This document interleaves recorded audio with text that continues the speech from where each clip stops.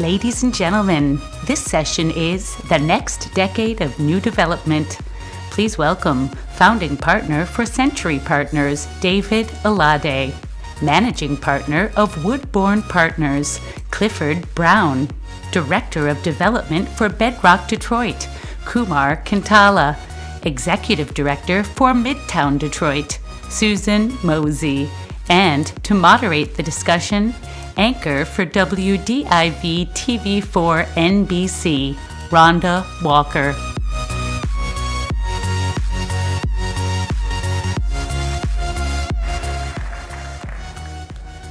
Is it still morning? I started my day at like 3:30. I lose track sometimes, but wow, what a great crowd. This is amazing. We are talking about kind of this next decade. The last decade has certainly been incredible for Detroit. The last 5 years have been incredible. And I think, Kumar, I want to start with you. Working with Bedrock, you are certainly, as far as downtown is concerned, one of the people that is so directly involved with all the new development that's happening here. One of the biggest ones, of course, is the Hudson Site. So tell us where we are with that, what we can expect over the next couple of years. Yeah, it's an exciting decade ahead for downtown Detroit, that's for sure. And the Hudson Site is well underway. You can see the garage being constructed right now. We've actually just recently started the construction of 2 cranes on the site that are going to support the development of the project over the next several years. I think towards the middle of this year, you'll start to see the construction at street level and above. But I think what that does is it's a catalyst project, right? I mean, that's the intention of the project, is to bring a jolt of energy to downtown Detroit and have that ripple throughout the metropolitan area with 24/7 activation of the site with event space, office space, hotel, residential, and retail. And so all of that's going to be starting to take shape. Frankly, that's going to take a couple of years of this upcoming decade, and then we'll start to see the benefits of that towards the latter half of the decade. And so a lot of times we talk about this downtown versus neighborhood. And Cliff, when we were talking earlier, you kind of have a different perspective about what it is. And I remember you saying that you kind of described it as people versus infrastructure. Can you elaborate on what you meant by that? Yeah, I mean, we often talk about the 2 Detroits, right? Downtown versus the neighborhoods, and I think that is certainly valid, and we have to be sensitive to that narrative, but I think we also have to look at it as 2 Detroits in terms of the infrastructure and the built environment and the people. Mm-hmm. And those 2 things are not mutually exclusive, but they each have unique needs, and we have to find a way to meet each of those unique needs while being sensitive to each other. We need to bring in more tax dollars, and we need more of a base to support the work that we're doing, while at the same time we need to respect the culture and the people of the city and who have been here. And I think there's a way to do that that meets everybody's needs and keeps everybody happy and fulfilled. I thought, David, one of the interesting things that we talked about in preparing your perspective coming here 5 years ago, talk a little bit about the perception then and what you see as changing about Detroit in the future. Yeah, I think when people think about Detroit now as a city, as a vibrant kind of metropolis, I think it is much more positive from an external perspective. And you see all the development happening in downtown and Midtown, all that is really encouraging. And I'm most encouraged by what we're starting to see in the neighborhoods, with our work, whether it's in Fitzgerald's or the North End on the East Side, really being able to deliver safe housing that's affordable, that's economically accessible for Detroiters. And then seeing a lot of our work is focused around getting first-time home buyers, getting Detroiters who've been here, who've stuck with this city through some tough times, getting them real fundamental access into the revitalization and economic comeback of their city via the wealth building that comes with home ownership. Absolutely. Sue, I want to get to you. We've become very familiar with you and your passion and leadership for the Midtown area of Detroit, which has been kind of the leader in this revitalization and development over the last decade. Talk more about your role as executive director and also what's coming for Midtown. Well, a lot of our focus right now, we also represent New Center. And a lot of our focus right now is really trying to stimulate more activity in that part of the city. It's a very historic neighborhood. It's had a lot of challenges with the vacation years ago of General Motors and, associated disinvestment. But a couple years ago, we picked up a very nice portfolio of storefront property along Woodward and New Center, and we made a very intentional plan to bring online lots of local startup women and minority-owned businesses there. So we have 7 that have already opened, 4 under construction, another 8 are going to be coming in that 2-block area, kind of recreating sort of a really nice neighborhood-focused district for New Center. So we think that's a very important part of our work going forward over the next couple of years to really complementing with larger housing developments like the Boulevard, the Albert Kahn building that's under construction, which together are bringing over 500 new units to the neighborhood, sort of that both sides, housing and the storefront commercial. As far as challenges, what would you say are the challenges in revitalizing and bringing, that big plan to the forefront and to fruition for New Yeah, Center? there's a lot of challenges. I won't lie about that. First, you got to find attractive patient capital. I think all of us are in the same boat on that. Well, maybe not you as much, but the rest of us, we're all in the same boat. And then, we've also learned there's a tremendous amount of coordination that has to happen between all the entrepreneurs. The more that they can work as a unit, promoting their businesses together, working together closely. And you have to be patient even for market, especially if you're doing the storefront commercial. You don't open up a small business except rarely, and you don't have to build your business for the first year. So really helping people think through how do they have enough reserves and how do they to be successful. So that's all part of, I think, what all of us who are working in these smaller commercial neighborhood districts really need to make sure we structure properly up front. And give us some perspective about the sustainability of the new businesses that we've seen in the Midtown area. Are they thriving or are there struggles? I think it really is dependent on the category of business. So if you're a service business, you typically will do pretty well because we're very underserved in service. Food and beverage, I think it's very heavily dependent on the owner, the concept, the location. Some do very well, some struggle for a while, some it takes, a number of years to really get stable where their business is growing. As you know, food and beverage is like a 50% or greater closure rate, no matter what. So obviously that's always a category that we all have to pay a lot of attention to. Small boutique retail, again, I think it's very, very heavily dependent on the owner being present and being very passionate and creating their network and building their customer service on a base. Nothing is really just a given when you just open up in a city that's still an emerging market, which Detroit still is. Yes. In every neighborhood, I would say downtown and midtown are still emerging markets. If you look nationally at our competition. So we just have to really stick with a lot of the support on the front end, structure things right, continue to help people for the first 3 years or so, and hopefully we can, make as many as possible successful. Awesome. So Kumar, let's talk about more about what Bedrock is doing.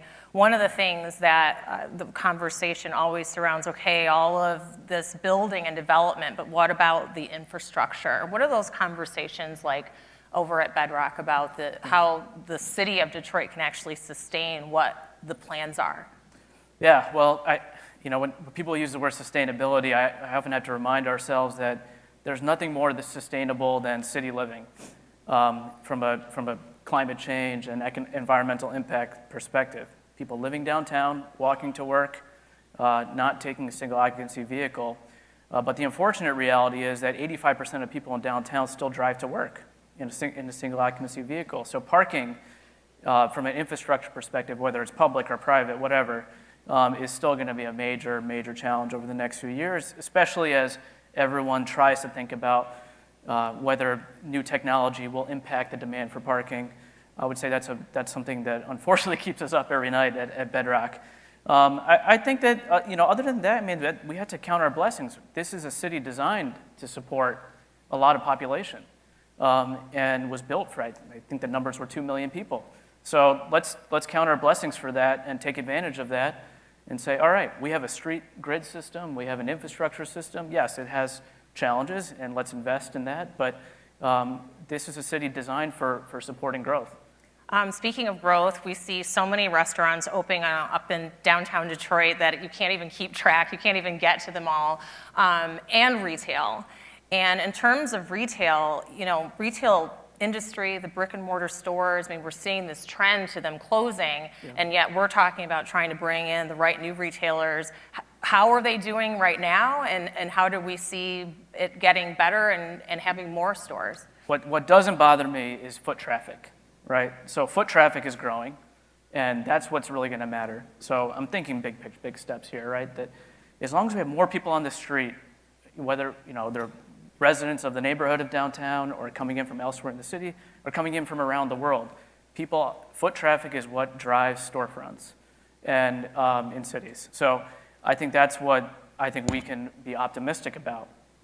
I will say, though, that in a project like Hudson's, we've had to future-proof that retail space and that ground floor for food and beverage. So we've actually had to go back and adjust our drawings to allow for the infrastructure needed for food and beverage tenants versus a dry goods tenant. And that's been that's required us to go back to the playbook and fix our plans. But that is something we're actively preparing for. So what's the big picture? You get this giant high-rise building here. Is it a high-end hotel there? Is it going to be the thing that attracts us to get the Super Bowl again and some of these big events? What is the big picture? I want to take a little bit of a step back out from the Hudson site and draw some attention to the bigger picture of downtown. And just this year alone, we're going to add 250 units to greater downtown. City Modern and the Free Press building. So you add those little pieces to the puzzle, and all of a sudden, there's more action, there's more spending potential, there's more investment going on in the area. So Hudson's is going to add to that with hotel and residential, but there's a lot of other projects, and Book Tower in a few years is going to have an equal impact, and I think that's what we're excited about. Excellent. So Cliff, talk a little bit more about your focus. You have a background in banking and real estate. What is your focus on this new Detroit in the next decade? So we're really focused on building lives, communities, and wealth. And we like to say that if you can't focus on people, you can't build communities, but none of it matters if you can't build wealth. If you can't build wealth, it's not sustainable, both for the people who are investing, but also for the communities in which we're trying to make a change. And so we've really zeroed in on 5 neighborhoods. Detroit's 139 square miles. It's too large for us to try to be everything to everybody. And so we want to show the discipline to say we've identified 5 neighborhoods as well as Midtown, downtown, and the riverfront, and that's where we do work. Where are the 5 neighborhoods? So we're looking at Brush Park, Lafayette/Pullman Park, Jefferson Chalmers, Southwest Detroit. I think I hit all of them. Oh, and the villages. And outside of those, we'll send something to one of our friends and say, hey, there's a great deal here. It's just not for us. We like to say we make chocolate ice cream, right? And if somebody wants vanilla ice cream, it doesn't mean we should make vanilla ice cream or they should eat chocolate ice cream. We do what we do it well. And if it's something outside the scope of our discipline, we're happy to hand it off to someone else. So give me some examples of some successes that you've had in the last few years and how you are going to build upon that. So we did the Scott at Brush Park in conjunction with Broder & Saxey Real Estate, and Sue was instrumental in helping us get that off the ground, and we're extremely excited about how that's been received and how that's performing. And that was 199 units and 15,000 square feet of retail and parking. But we've also gone into the neighborhoods and we've done the Co-op West Village, which is 12 units and is at a much smaller scale. But we're happy to have partnered with local funders as well as JP Morgan Chase as kind of a national model for how you do urban infill. And at Pullman Park, which is right next to the Quinder Cut, we have multiple partners there, Broder & Saxey again, as well as Hunter Pasture Home, where we're doing a mix of for sale as well as over 180 apartments. So we're, again, we've taken a disciplined approach, but we also take approach of serving what makes sense in that particular area. And how is that received from the people that live there and the people that are going to move there? There's been an excitement. I mean, our goal is by 2030 to be the national leader in transformative urban development, which is a big goal. And if it should be HAG, it is something that should keep you up at night, which it does. But the thought is that it's always about building lives, communities, and wealth. So it's not just about the physical structures that we're building, but it's about our ability to go into a neighborhood and service those people, as well as get something built that is amazing, that creates jobs and has a transformative impact. Excellent. David, your focus on neighborhoods as well. You have a long background on Wall Street for several years. Talk about exactly what your experience is in helping to revitalize communities. It's been amazing. It's been perfect. It's been challenging and rewarding. I mean, this is some of the most challenging and equally as rewarding work. I feel really happy about our ability to go into areas that we think were a little bit overlooked and really bring quality housing, quality rehab of primarily vacant housing stock, activating these homes in a concentrated, thoughtful way, picking our spots, kind of like Cliff, areas that we thought we could build in a sustainable way, where the folks that lives in that neighborhood are benefiting from a wealth appreciation perspective, the areas with high degree of home ownership, as well as the new folks that we're bringing in, having a space where they know their neighbors, they respect their neighbors, they respect the community and the history. I think it's been very challenging and rewarding. I think it's also really important as we look to this next decade to acknowledge the past of what's happened here. Mm-hmm. I mean, Detroit has an amazingly rich legacy from a technological innovation perspective, from a cultural perspective, from a wealth perspective for Black folks. I mean, the history here is really unparalleled. And as we move into the future, I think it's really important that we honor that history, that we preserve it, and we learn from it. And have some pride in it. And have some pride in it. Yeah. I mean, the rest of the world. I mean, Detroit was this beacon of modernity, for the entire world. That's a legacy that we all should be proud of. And we've got to honor it. And one way our company, we do that is through the arts. We actually made a short film that we just finished this year that tells the story of the Ossian Suite. The Ossian Suite story is a Black doctor who moved from the Black Bottoms into a white neighborhood on the east side, and the travails and the challenges he faced. And that's such a critical story, not just from a Detroit perspective, from a national perspective, its implications on housing and redlining and racism and economic empowerment. I mean, these are stories that I think we've got to keep at the storefront and make sure that they're honored, they're preserved, and they're weaved into the development work that we're doing in the neighborhoods. So one of the words that we have been hearing for so long is about gentrification and the negatives of it. You see it as positive in what way? Okay, I'd walk that back a little bit. Well, the positives of gentrification. There are some positives. I would say that Detroit is an incredibly unique city. It's not a Chicago, it's not a San Francisco, it's not a New York. There's still significant opportunity for folks to really get involved, who've lived here, who've been through some challenging times, to acquire strong assets, to start building wealth in areas that are obviously going to appreciate. I mean, we've got now a pretty clear playbook. The mayor just discussed it. We know where the city is going to encourage resources. We know where philanthropy is investing resources. And there's going to be, without a doubt, a ton of wealth that's created in the city. We know that change is inevitable. That is what a city is. It's either going to change for the worse or it's going to change for the better.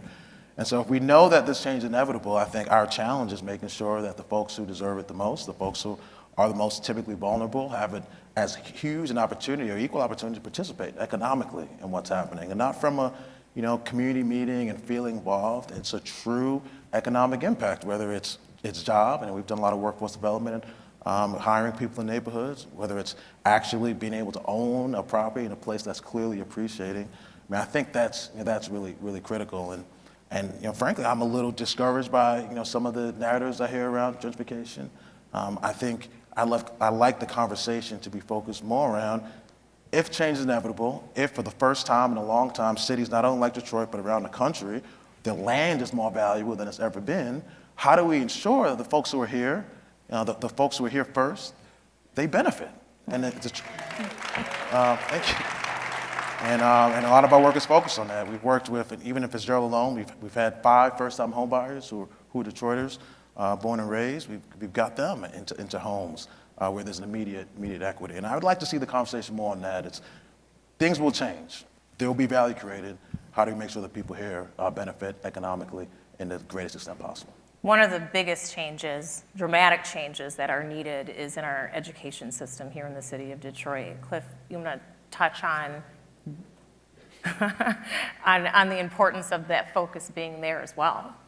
I think that kind of piggybacking on what David said, I think what is most important is to support the people who have already been here. And I think one of the ways that we do that is that we create wealth. And I think one of the biggest ways to create wealth is through education. And so I think that in the same way the city was built around auto plants, we have to find a way to build the city around amazing schools, right? We can talk about 20-minute neighborhoods and we can do all the building and all the development we want, but if ultimately we're not creating amazing schools for children to grow up in, we're not really creating an opportunity for something that is sustainable. And I think one of the ways to do that is whether it is in the communities that we're going in and we're pouring resources into those communities, ensuring that the people who have already been there can also benefit from the resources that are being poured in when new development comes. Some of that may mean that if we're coming in and we're doing a large-scale development, that we're also either assisting the schools that are there or bringing some educational resources that with the thought process of, we want to attract people who want to be here, but we also want to make it attractive for the people who have already lived there and have suffered and sacrificed. Are there conversations about the education system over at Bedrock or any plans or ideas that you all have? Yeah, I mean, the big news around real estate development with Bedrock is that we're creating a lot of jobs through the construction of the projects, and how do you get Detroiters prepared for that? So we made investments in the Randolph Technical School and the Breithoff School, and those will start creating cohorts of young and older folks who want to enter the construction industry. And we held a job fair for the Hudson Site and our other project. I mean, there was a couple thousand people there. Mm-hmm. So I think we're finding ways to partner with the city, and not just us, but through our important contractor community and subcontractor community, to make those jobs accessible to Detroiters. Again, starting from primary school is really when it needs to start, with some investments through older adults as well. So that's an ongoing conversation. We've started that commitment, the past year or two. So, as you are looking at this next decade in Midtown and New Center and what it looks like moving forward, what are some things that you want our audience to know about opportunity? Well, I mean, again, I think that there will continue to be opportunities around more education, more job training activities that are coming into the area. There's certainly going to be a lot of construction. Again, that's why these workforce training programs that a lot of the philanthropy is now funding are critical to get people into the pipeline to benefit from those. We are concerned about rising rents. I mean, that's probably one of our biggest challenges, although they now have really, they're not rising like they were now that you have lots more product coming online, which is a good thing. We do run a residential incentive program for low-income families where they can get residential incentives from us for their apartment rents if they are facing a housing burden. So we instituted that program 3 years ago. That's helped a lot of households stay in the neighborhood. So we're trying to figure out different ways to really keep the same 30% overall district-wise of restricted affordable units that we've always had in our neighborhood at that same level of percentage. So there's a variety of ways that everybody's doing it, preserving housing credits, bringing online new affordable projects, using our Stay Residential Midtown program, a variety of things. So that is something that I think we all have to continue to figure out creative ways to keep funding as we grow, to keep the sort of balance and the sort of opportunities for everybody. We have a lot of seniors in our area too, so they aren't necessarily in a position to build a lot of wealth by real estate, but sometimes they just need help paying the rent, right? Things like that. So I think you really have to look at each neighborhood where you're seeing rising rents or you're seeing foreclosure rates that are getting high, and look at what individual custom programs might be able to be developed to help that, most vulnerable population in your own district. And I think affordability is a big issue when we talk about gentrification, when we talk about revitalization and improvements. It almost prices people out from the opportunities. So my next question really is not about affordability, but we have this gorgeous riverfront. So much land along the water, this beautiful resource that we have, and we don't have a lot of residential opportunities to live there. Is that in the pipeline? I think it should be. And that's, David and I moved to Detroit around the same time, and that's one of the reasons I came to Detroit. I think it's an unbelievable opportunity for waterfront living, right? And there's some already great housing opportunities there. I think there's a lot more available. We're working with stakeholders to figure that out, and I know we're not the only ones there. The continued investment in the riverfront, the park that just opened up on the east side, the Robert Alade Park, the West Riverfront Park is going to be incredible. That's all infrastructure that's coming in. It's going to happen. I'll give Cliff and Dave kind of our final remarks. Anything, lastly, with your focus that you want to share? Let you go first. Just that it's an exciting time to be here, and that we all have a responsibility as we proceed forward. I think there's certainly opportunity, but there's certainly the responsibility to make sure that we move forward in a disciplined and a responsible way that respects the people that have been here, while also creating opportunities for people who are coming forward. And being mindful that the fact of the matter is the cost of construction is a cost of construction. We have to find a way to increase incomes to support people so we can continue to make investments in the city, and the people who want to live here can live here. David? Yeah, I'd echo kind of similar thoughts. Detroit's history is incredibly unique, and the way it should develop in the future should also be incredibly unique. Detroit, just like it led so many movements in the past, should also, I think, pioneer different ways around land equity and community equity. I think this is one of the rare places where you can develop, and we've built a really solid book of business that not only delivers double-digit returns, but also provides housing that is great, that is really actually economically accessible for people. And I think that's a legacy. I hope that Detroit, continues to grow in, I think, a sustainable way, and that people don't feel like the growth is happening at them, but with them, and they feel like they can participate in what's happening here. And the narrative isn't that Detroit's too far gone, but Detroit is open, things are still affordable, there's a place for you here, and you can own and start building wealth in a real sustainable way. I failed to ask a question about safety and security, and I think that's one thing that we have to talk about too when we talk about urban communities. Does anyone want to talk about what the focus is there in terms of having safe neighborhoods, a safe downtown, the conversations that are going on within your businesses, concerns, challenges? It's the most important thing. Yeah. It doesn't matter how much money you put into a home, how nice the granite is. If a family doesn't feel safe in a neighborhood, you don't have, neighborhood. You don't have sustainability. And in our conversations with the city and philanthropy and all of our neighborhoods, whether it's helping funding security measures or working to get funding for security, it's critical, particularly in neighborhoods, as we're still working with perception. And in housing and in neighborhoods, perception is reality, and a lot of our work is making sure we're holding all of the parties we're working with accountable. That the goal here isn't to produce pretty pictures, but it's to create places where people feel safe and connected. And I would just say that density is absolutely crucial to safety, and so the more we get people in areas, I think is helpful, and being deliberate, right, in terms of how we design things, how we plan things, both in who we're attracting, right, so that we can attract a diverse audience, but also so that we're being deliberate about people's safety and what choices are we making that allow people to feel safe and allow the larger community to feel safe. Anyone else? We're lucky we have Wayne State University Police as our local district police force, fully deputized, and they spend a lot of time just getting to know their local businesses, just being out on the streets, and they're very responsive.